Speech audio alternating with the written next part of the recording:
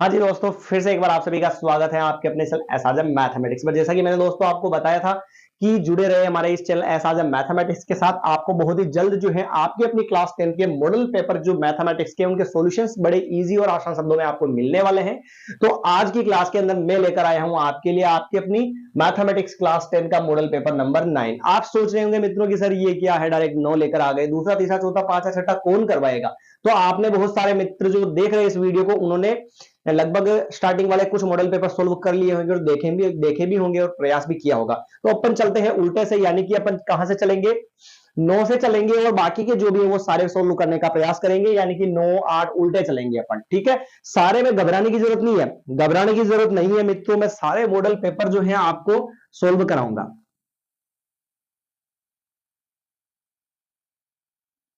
ठीक है भाई, तो इससे कोई दिक्कत वाली बात उत्पन्न नहीं होनी चाहिए कि भाई सर आप पहले ये करवा रहे हो, पहले ये होना चाहिए ये होना चाहिए, ऐसा कुछ नहीं है। अगर सारे मॉडल पेपर जो है मैं आपको सोल्व करवाऊंगा। अपन 9 से पढ़ रहे, क्योंकि बहुत सारे ऐसे मित्र होंगे जिन्होंने जो है स्टार्टिंग वाले मॉडल्स पेपर्स के solution first to second third fourth solve कर लिए होंगे, तो किसी का समय वेस्ट ना हो इसलिए अपन उल्टे चलेंगे, और जिनके छूट रहे हैं वो मैं करवाऊंगा लास्ट तक सारे।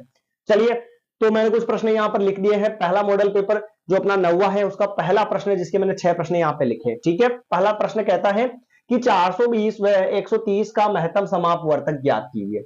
420 और 130 का महत्तम समापवर्तक यानी एचसीएफ यानी हाईएस्ट कॉमन फैक्टर यानी कि मैथ है। कैसे निकालेंगे? दो संख्याओं का मैथ से निकालने के लिए उन दोनों संख्याओं के अलग अलग हमें क्या निकालने पड़ते हैं बेटा? गुणनखंड निकालने पड़ते हैं। अलग अलग क्या निकालने पड़ते हैं? गुणनखंड में यहां पर निकालने पड़ने पड़ेंगे।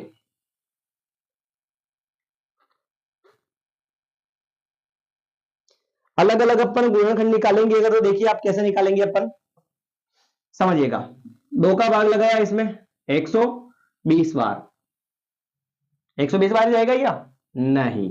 410 बार, 420 है उसमें जाएगा 210 बार, फिर 2 का भाग 105 बार, फिर 3 का भाग इसमें 3 बार, 5 बार, फिर 5 का इसमें 7 बार, फिर 7 का इसमें 1 बार। ये आपको आते होंगे गुणनखंड, नॉर्मल है ये।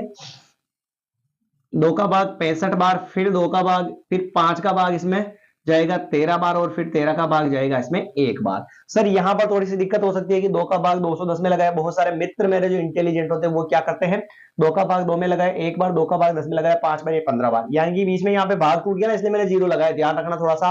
गुणनखंड निकाल लिया, में से कैसे आएगा? दोनों में जो सेम मिलेगा, दोनों में जो सेम मिलेगा उसको लिखो। दोनों में क्या सेम मिला? एक तो 2 सेम मिला और एक क्या सेम मिला? 5 सेम मिला, यानी कि 2 इंटू 5। तो इसका जो मैथ्स है वो कितना हो जाएगा भाई? 5 इंटू 2 10 हो जाएगा। ऑप्शन नंबर भी आ जाएगा, ब आ जाएगा। ठीक है भाई, एक तो 2 2 सेम मिला और एक एक 5 5 सेम मिला, इसलिए इसका मैथ्स है यानी कि महत्तम समापवर्तक एचसीएफ जो है वो हो जाएगा 10 हो जाएगा।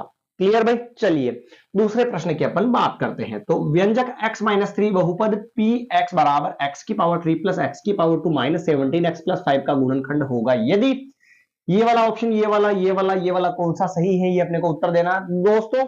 नॉर्मल प्रश्न है मेरे प्यारे मित्रों विद्यार्थियों, नॉर्मल प्रश्न है, 1 नंबर का है और हमें केवल टिक करना है, तो ज्यादा सोल्व करने की जरूरत आपको नहीं होनी चाहिए। तो क्या करेंगे, देखिए आप ऐसी स्थिति में आपको क्या करना है, जो व्यंजक दे रखा है ना उसको किसके बराबर मान लो आप?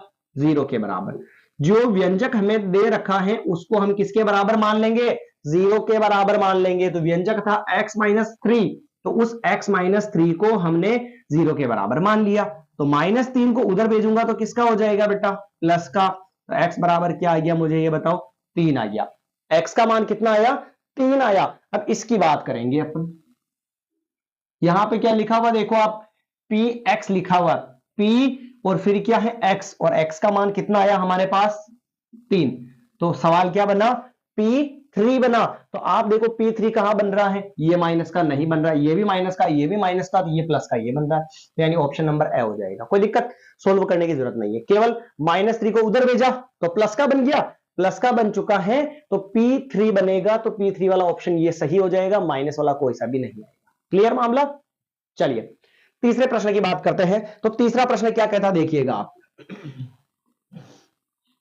तीसरा प्रश्न कहता है कि आश्रित चर समीकरण निकालना है। एक इक्वेशन हमें दे रखी है और दूसरी आश्रित समीकरण हमें निकालनी है। वैसे आश्रित समीकरण जो होता ना उसकी कंडीशन तो ये होती है a1/a2 बराबर b1/b2 बराबर c1/c2। ये वाली कंडीशन होती है संपाती में, जिसमें अपन आश्रित कंडीशन मानते हैं इसको। और अब सर इतना लंबा प्रोसेस कौन करे, एक नंबर का सवाल है तो चेक करने का माहौल मैं बता देता हूं कि आपको कैसे चेक करना आंसर को।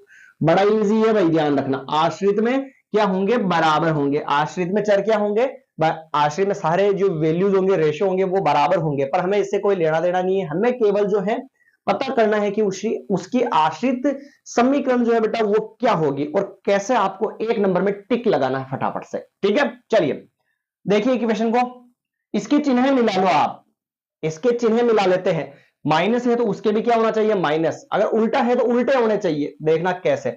सबसे पहली बात तो इस इक्वेशन में क्या आ रहा है, माइनस आ रहा है, तो इसकी आश्रित समीकरण में भी कहीं ना कहीं एक माइनस तो जरूर होगा, पूरी प्लस की तो कभी भी नहीं होगी।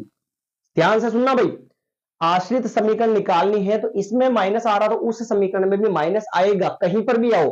तो यहां पर देखो इसमें कहीं माइनस है क्या भाई, नहीं है, तो ये इक्वेशन हो गई कैंसल। अब 3 इक्वेशन बच रही है जिसमें माइनस आ रहा है।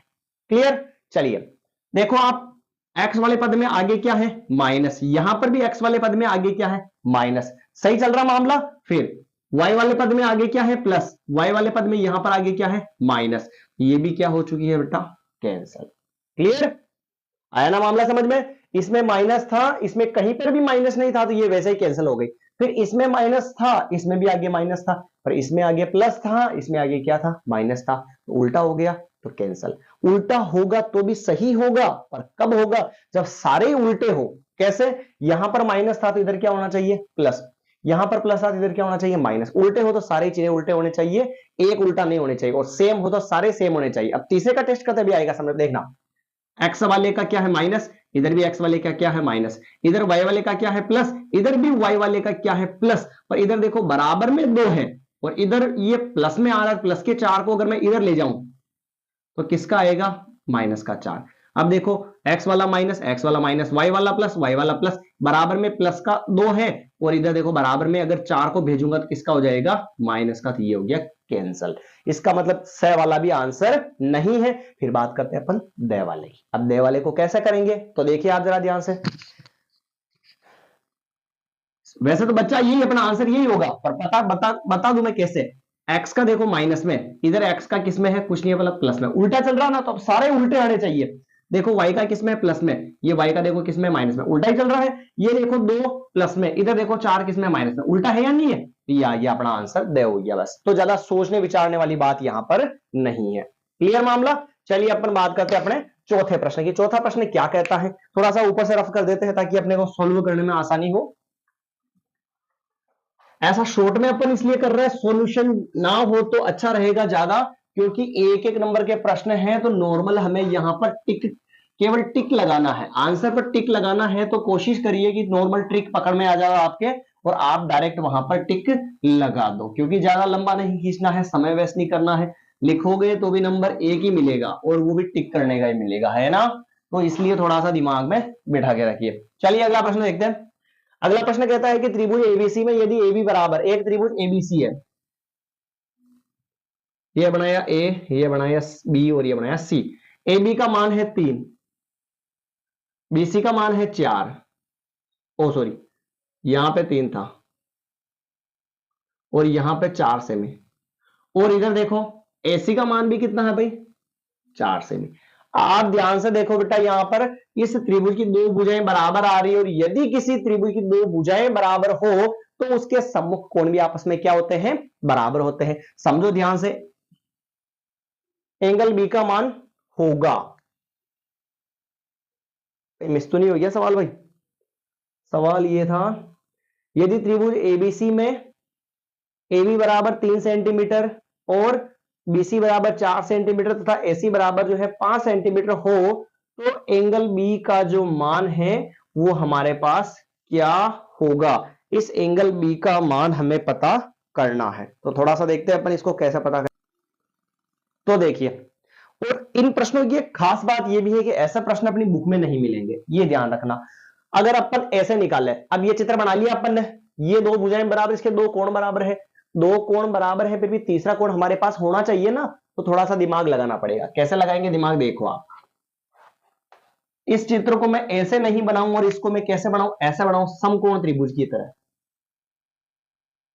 ए बीसी और एसी, बीसी ये बनाया मैंने, ए बी सी बना लिया।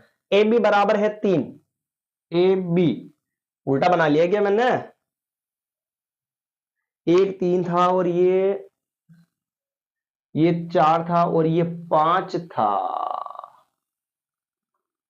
त्रिभुज एबीसी में ए बी बराबर तो है 3, बीसी बराबर है 4 और एसी बराबर है 5 सेमी। एसी बराबर क्या है 5 सेमी। थोड़ा सा उल्टा कर दिया अपन ने बड़ी। अब ऐसा चित्र मैंने क्यों बनाया, पहले तो वैसे बनाया था। आप जरा ध्यान से देखो, कोण एक भी नहीं दे रखा और 3 भुजाएं दे रखी, और 3 भुजाओं की बात करें तो अपना जो कौन सा वो चैप्टर था ना त्रिकोणमिति वाला, उसके अंदर समकोण त्रिभुज की बात करी थी, जिसके अंदर सबसे बड़ी भुजा क्या होती है, कर्ण होती है। तो इसमें देखो 3 भुजाएं दे रखी, 1 2 3, सबसे बड़ी भुजा कौन सी है, 5 है। सबसे बड़ी भुजा 5 है, इसको मैं 5 मान लेता हूं, और यहां पर लिख देता हूं मैं एसी है सबसे बड़ी भुजा, तो एसी। तो यहां पर क्या आएगा, बी आएगा। ए बी का मान 3 सेमी और बीसी का मान कितना है 4 सेमी। ये चित्र बनाया जो आया समझ में। सर समकोण त्रिभुज कैसे प्रूफ किया कि ये समकोण त्रिभुज की भुजाएं हैं, पता कर लेते हैं। समकोण त्रिभुज के लिए एक फॉर्मूला होता है, के स्क्वायर बराबर ए स्क्वायर प्लस एल स्क्वायर को संतुष्ट करना चाहिए। अगर इस समीकरण को संतुष्ट करेगा ये मान, तो ये समकोण त्रिभुज है या नहीं है भाई। तो देखो कर्ण अपन ने माना 5, 5 का स्क्वायर, आधार अपन ने माना 4, 4 का स्क्वायर, एल लंब माना अपन ने 3, 3 का स्क्वायर, 5 का स्क्वायर 25, 4 का स्क्वायर 16, 3 का स्क्वायर 9।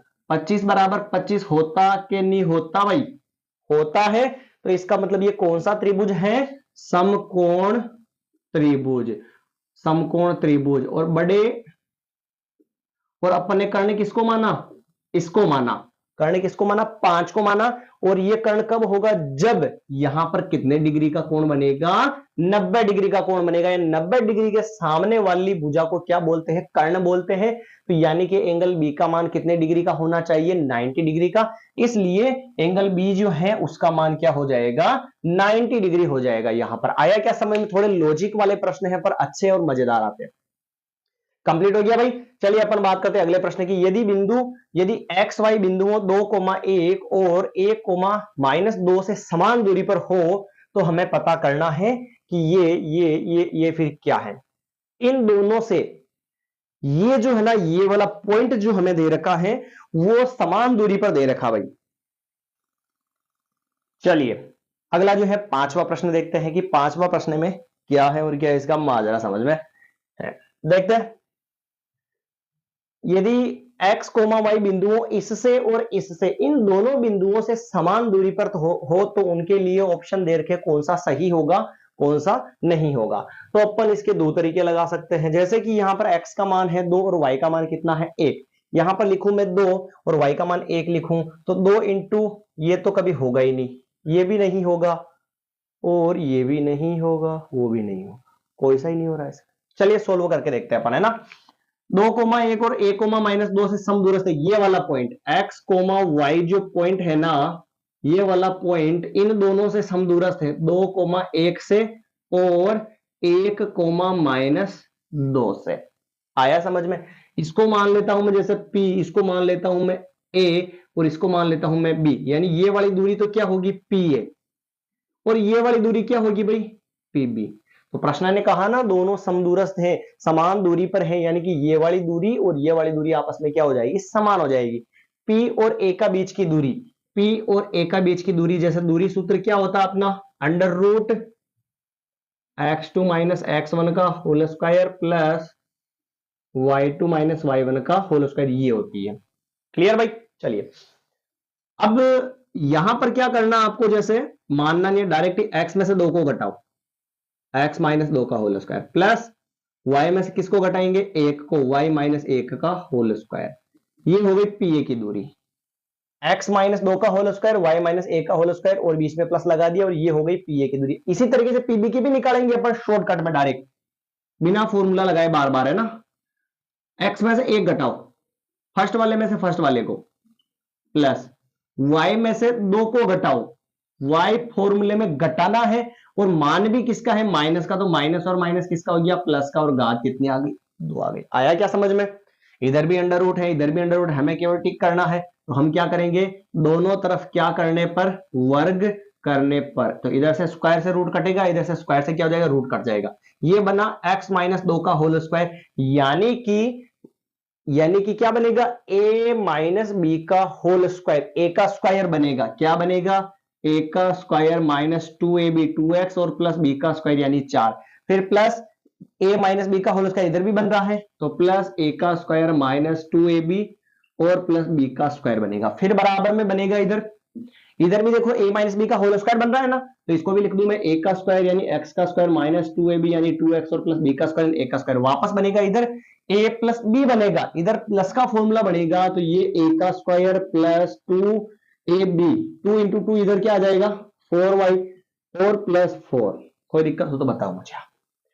दोनों तरफ वर्ग कर दिया दूरी सूत्र यूज करके, फिर स्क्वायर से रूट काट दिया, इधर a माइनस बी का होल स्क्वायर लगा, इधर भी a माइनस बी का होल स्क्वायर लगा, इधर भी a माइनस बी का होल स्क्वायर लगा, इधर a प्लस बी का होल स्क्वायर अपन ने यहां पर लगा दिया। ठीक है भाई, चलिए ये देखो एक्स स्क्वायर से तो एक्स स्क्वायर कटेगा, वाई स्क्वायर से वाई स्क्वायर कटेगा। सर कैसे काट दिया आपने, जरा सोचो, प्लस का एक्स स्क्वायर इधर आएगा किसका होगा, माइनस का, तो इस प्लस वाले से कट जाएगा माइनस वाला, प्लस का वाई स्क्वायर भी इधर आएगा किसका होगा, माइनस का, तो प्लस के वाई स्क्वायर से माइनस का वाई स्क्वायर कट जाएगा, इधर आएगा इधर भेजेंगे तब है ना, तो डायरेक्ट मैंने काट दिया। अब एबीसीडी को एक साइड में ले लूं मैं, माइनस के 2x और माइनस का 2y, माइनस का 2x इधर आएगा तो वहां पे गड़बड़ हो गई क्या भाई, एक किसका दे रखा था इसमें, 2,1 और 1, माइनस 2 दे रखा था, और मैंने क्या लिखा, इधर भी 1 है, ओ यहां पे 2 था है ना, यहां पे 4 आएगा, यहां पे 2 था ना, तो a माइनस बी का होल स्क्वायर, a का स्क्वायर माइनस 2ab, तो 2 इंटू 2 4 हो जाएगा, और x आ जाएगा साथ में। ठीक, एबीसीडी वाले को एक साइड में ले रहे हैं और संख्या को एक साइड में ले रहे हैं, तो माइनस का तो 4x और माइनस का 2y और माइनस का 2x इधर आएगा तो किसका हो जाएगा, प्लस का, और प्लस का 4y इधर आएगा किसका हो जाएगा, माइनस का, और बराबर में क्या बचा, गणित वाली संख्या 1 और प्लस के 4, और फिर प्लस का 4 इधर आएगा, माइनस का, प्लस का 1 इधर आएगा, माइनस का, -4 से +4 +1 से -1 कट गया। इधर देखो आप ध्यान से देखो भाई, माइनस के 4x और प्लस के 2x, दो एक माइनस का एक प्लस का क्या होगी, बाकी होगी, तो 4x में से 2x जाएगा, क्या बचेगा, 2x और बड़ी संख्या माइनस की है तो माइनस, फिर इधर भी माइनस का 4y, इधर भी माइनस, जब दोनों ही संख्या माइनस की हो, चिन्ह है माइनस का और संख्या जुड़ेगी कितनी हो जाएगी, 6y, और बराबर में क्या बचा, 0। दोनों ही जगह माइनस है तो माइनस को चेंज कर देते हैं, क्या हो जाएगा, 2x + 6y और बराबर में 0। दोनों में किसका भाग दे देंगे, 2 का भाग दे देते हैं सभी में, तो इधर से 2 से 2 कट गया, x बच गया, प्लस 2 से 3 बार कटेगा 3y, और 0 में 2 का भाग 0, यानी x + 3y बराबर 0 हो गया। यहां पर देख सकते हो आप x + 3y बराबर 0 अपना इक्वेशन मिल चुका है, यानी कि ऑप्शन नंबर ए क्या हो जाएगा, सही हो जाएगा। भाई कोई दिक्कत है क्या इसमें, नहीं है, थोड़ा सा दूरी सूत्र लगाया दोनों के बीच और सिंप्लीफाई कर लिया, इसको आंसर आ गया बस। चलिए अब बात करते हैं इसके छठे प्रश्न की। छठा प्रश्न कहता है 1 - 10² 45 का मान, 1 - 10² 45 बटेगा 1 + 10² 45 का मान क्या होगा। बहुत बड़ा इजी है प्रश्न, चेक कर लेता हूं एक बार मैं वापस इसको। चलिए 1 - 10² 45, -10 45 का मान 1 और उसका स्क्वायर, तो अपन भी क्या लगा देंगे, स्क्वायर। फिर 1 + 10² 45 डिग्री, 1 + 10 का मान 10 45 का मान 1 और उसका स्क्वायर हो गया। 1 - 1 का स्क्वायर क्या होगा, 1, और नीचे 1 + 1 का स्क्वायर 1, 1 में से 1 गया 0/2, आंसर क्या हो जाएगा 0। क्या 0 इनमें से किसी में से मिल रहा है क्या भाई, नहीं मिल रहा, तो देखते हैं 10 1 वाला तो कैंसिल ही हो गया, 0 1 के बराबर होगा ही नहीं, ये तो कैंसिल हो गया। इसमें देखो आप sin 90 का मान, sin 90 का मान क्या, सॉरी sin 0 डिग्री का मान क्या होता है, 0 होता है, यानी ऑप्शन नंबर द इज क्या हो जाएगा, राइट हो जाएगा। ऑप्शन नंबर द राइट हो जाएगा, sin 0 का मान 0 होता है, इधर भी 0 आ गया। तो ये अपना जो है लीजिए छठा प्रश्न भी हो चुका है। अगर मित्रों आपको क्लास अच्छी लगी हो तो आप प्लीज इसको लाइक कर दीजिएगा, शेयर कर दीजिएगा, कमेंट कर दीजिएगा, ताकि जो है पॉजिटिविटी बने रहे और मित्र हैं वो भी हमारे इस क्लास को देखकर अच्छे से हमारे चैनल से जुड़ सके। और 100% मैं गारंटी देता हूं कि आप थोड़ा सा ध्यान से देखिए, हाँ कुछ प्रश्न थोड़े से अटपटे हो सकते हैं, जो समझाने में दिक्कत हो सकती है, बाकी मैं आपको पूरा अच्छा समझाने का प्रयास करूंगा। और उसके लिए आपको क्लास को शेयर करना है और क्लास को पूरा देखना, वीडियो को कभी भी स्किप नहीं करना है। अगर आपको अपना बेस्ट देना है घर बैठे हुए बिना किसी कोचिंग पर जाए तो पूरा मॉडल्स पेपर सारा जो मैं है 9 मॉडल पेपर सॉल्व करूंगा। आप देखते रहे और जुड़े साथ मैथमेटिक्स के साथ, और क्लास पूरी देखें, अधूरी ना देखें। ठीक है भाई, तो लगभग अपने जो है 18-19 मिनट हो चुके हैं। इस क्लास को अपन एक सवाल और सॉल्व करने का प्रयास यहां पर करेंगे, फिर अपनी क्लास को यहां पर क्या देंगे, विराम देंगे। थोड़ा सा समय लगता है भाई सवालों को समझाने में, लिखने में, हालांकि प्रश्न अपन ने भी 6 किए यहाँ पे, अभी तो बहुत सारे प्रश्न हैं, तो समय लगता है उन सभी को सोल्व कराने में। डायरेक्ट टिक नहीं लगाना, पूरा सोल्व करना अपने को, इसलिए थोड़ा सा समय हो रहा है।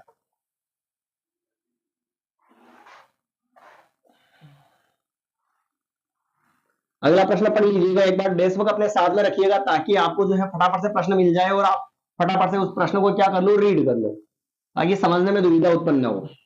तो अगला प्रश्न पढ़ लीजिएगा, पहले का 7वां प्रश्न। फिर कभी कभार मैं न भी लिखूं तो भी चलेगा, अगर आप प्रश्न पढ़ लोगे तो, है ना।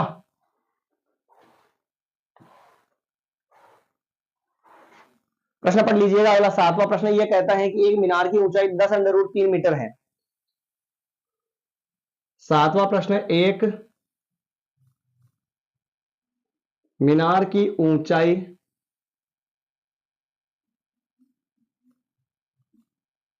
10√3 मीटर है, और 10 क्या, सॉरी 100 है, यहां पे 100√3 मीटर है।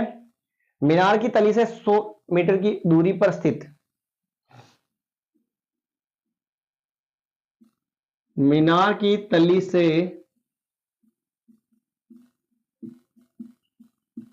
100 मीटर की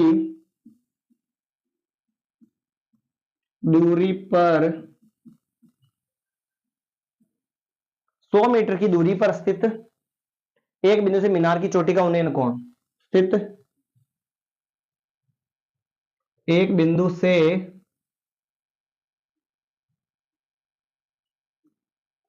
मीनार की चोटी का उन्नयन कोण क्या होगा। ऑप्शन दे रखा है भाई अपने को, ऑप्शन दे रखा है इसमें 30, 45, 60, 90।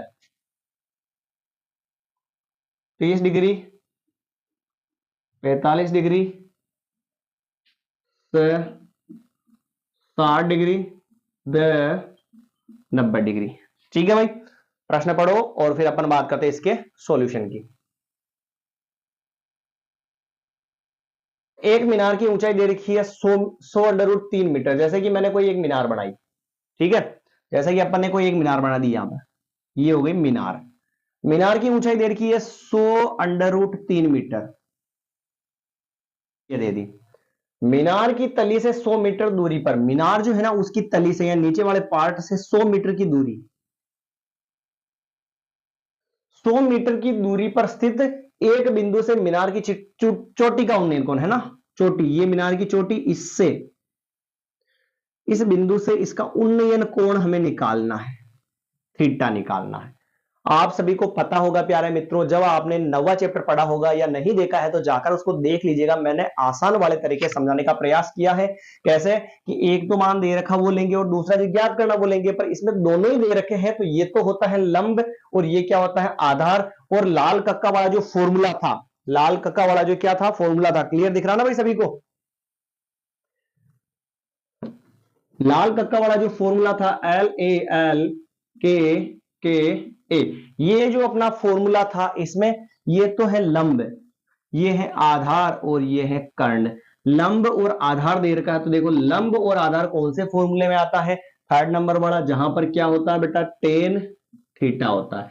यानी कि फॉर्मूला किसका लगेगा यहां पर, टेन थीटा बराबर लंब बटेवा आधार। लंब कितना है 100√3, बटेवा आधार कितना है 100, 100 से 100 कट गया, टेन थीटा बराबर √3। इधर टेन चल रहा है तो इधर टेन में देखो ये किसका मान है, टेन थीटा बराबर, ये टेन में जो है ये होता टेन 60 का मान होता है। किसका मान होता है, टेन 60 का मान। यूं समझो टेन से टेन कट गया तो थीटा यानी उन्नयन कोण कितने डिग्री हो गया, 60 डिग्री। यानी ऑप्शन नंबर से सही हो जाएगा, ऑप्शन नंबर से क्या हो जाएगा बेटा, यहाँ पे सही हो जाएगा। ठीक है भाई, कोई दिक्कत नहीं है इसके अंदर। तो ये अपना जो है 7वां प्रश्न भी यहां पर हो चुका है। इसके अंदर लगभग अपने 14, 15, 16, 17, 18 प्रश्न है। तो एक प्रश्न अपन और सोल्व करने का प्रयास कर सकते हैं यहां पर, अदरवाइज बाकी जो प्रश्न है अपन अगली क्लास के अंदर सोल्व करेंगे। आज की क्लास जो है यहीं पर अपन विराम करते हैं, काफी है आज के लिए।